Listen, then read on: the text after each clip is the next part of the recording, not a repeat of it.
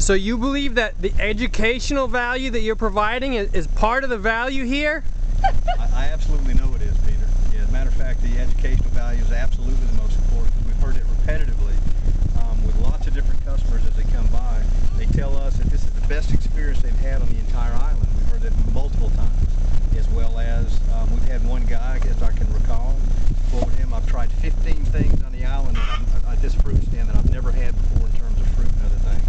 So yeah, the educational piece, you can't just stand behind the stand and say, "Can I help you? What do you want?" You got to tell them, you got to educate them everything that we have. You got to go through each, like Jessica did earlier. And one of the things we do when all three of us are working together, we all kind of take a different approach. We're all selling different things. Jessica does a great job. She's handing out samples.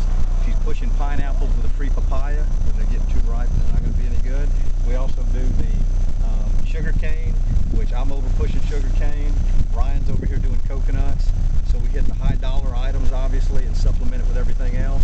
One of my personal favorites, I'm sure Jessica, maybe she mentioned it, is a banana with fresh macadamia nuts. And I try to sell as many of those as I can. We package them in $2 bags, and we've been selling them like hotcakes as snacks. And what we found out is that kind of the snacks in general have been doing very good, as opposed to just selling them all this different stuff. If you give them the macadamia nuts and the banana as a snack, or you give them combining things and cut the pineapple up for them, little snacks like that. So little snack foods is one of the things, is the reason the record was broke for the week.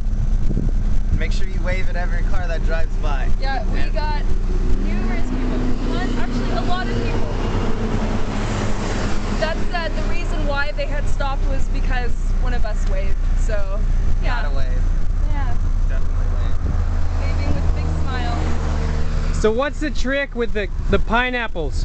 What's the technique? What's the best way? If you're going to sell me a pineapple, because we did notice that this was definitely not just the record in general, but especially just the Whopper record for pineapples. With pineapples? Yeah. Like I said in the beginning, it's just I mention it when I talk about the papayas. I give them samples of a papaya and they see how sweet it is, or taste how sweet it is, and then I say I've been cutting up the pineapple, putting it in a bag. We have forks, napkins, and you also get a free papaya with that.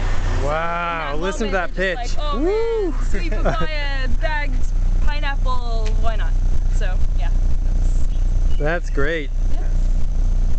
Ryan, do you like to sell the pineapple, or do you focus somewhere else? I do not do pineapple. Pineapple is Jessica's forte. I try and sell coconuts and sugarcane juice. Yeah. And he's actually really good with the samples too, cutting the samples, and especially the sugarcane juice too. We pour them in little tiny cups and make sure that everyone gets a little cup of that, the sugarcane juice, and it's really good.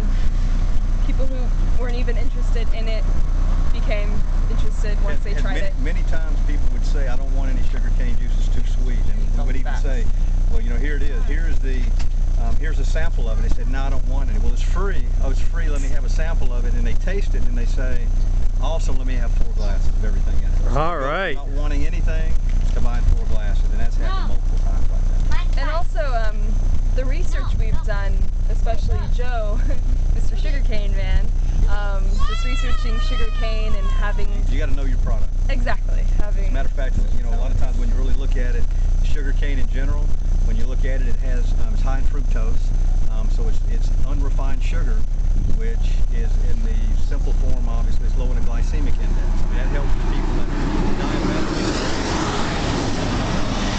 worried about their diabetes.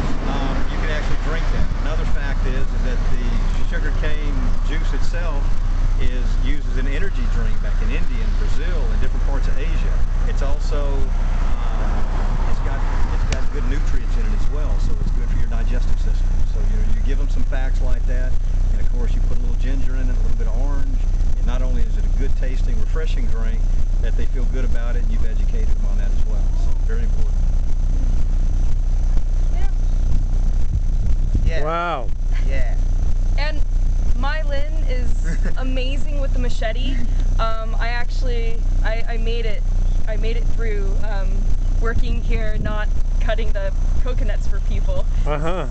Thankfully, you know, I have these guys, and especially Mylin, who's just a massive. Do you still all have your fingers? Can you show me? Just checking out. Yeah, we do have a lot. I don't have all of them, but I've got. Uh-oh. Wait a minute.